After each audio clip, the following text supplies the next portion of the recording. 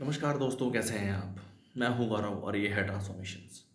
इस वीडियो में हम बात करेंगे drawbacks of India media system as well as new age media system. भारत का media system one of the largest media system है, जहां 400 से ज़्यादा न्यूज़ चैनल्स, लगभग 1000 से ज़्यादा न्यूज़पेपर रोज़ इंडिया में छपते हैं। वो भले इंग्लिश मीडियम के हों, हिंदी मीडियम के हों, या रीजनल लैंग्वेजेस के हों, या रीजनल स्टेट लेवल न्यूज़पेपर्स हों। और एक booming new age media system तो है ही, जिसकी presence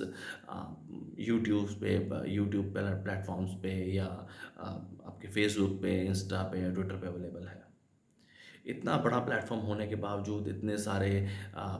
different different YouTube channels होने के बावजूद, या एग्जिस्टिंग मीडिया और इतने बड़े न्यूज़पेपर सेटअप होने के बावजूद भी, अगर आप देखेंगे या इस डेटा के ऊपर काम करेंगे, तो लगभग पिछले 10 सालों में, लगभग 15 सालों में 5 या 7 भी ऐसे नए युवा नहीं हैं जो भारतीय राजनीति में आए, जो राजनीति या राजनीतिक परिवारों से जुड़े हुए नहीं थे। वो एक नए यूथ, एक नए नए सिटीजन ऑफ इंडिया, जो कि Indian political and electoral system का हिस्सा बनना चाहते हैं, उनको न्यू एज मीडिया ने इतना प्लेटफॉर्म तक नहीं दिया, या कि वो अपने विचार रख सकें या अपनी वैचारिक राजनीति कर सकें।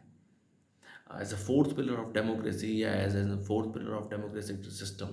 मीडिया का पार्ट सिर्फ इतना ही नहीं है कि वो एग्जिस्टिंग जीते हुए राजनेताओं का या जीते हुए पॉलिटिशियंस की अपनी बात रख सकें, या उनकी बात बता सकें, या उनके क्रिटिक्स के रूप में उनकी बातों को क्रिटिक कर सके, या उनके ऊपर बैठ के पॉलिटिकल डिस्कशंस कर सकें कि उन्होंने ऐसा कहा या ऐसा किया, ये सही था या गलत था। इसके साथ साथ नए युवाओं को अपॉर्चुनिटी देना डेमोक्रेटिक सिस्टम में, नए युवाओं के विचारों को, विज़न को, मिशन को दिखाना, या उनको भी एक इक्वल अपॉर्चुनिटी देना कि वो अपनी बात रख सकें, या वो एक राजनीति का एक्टिव हिस्सा, एक्टिव पार्ट बन सकें, और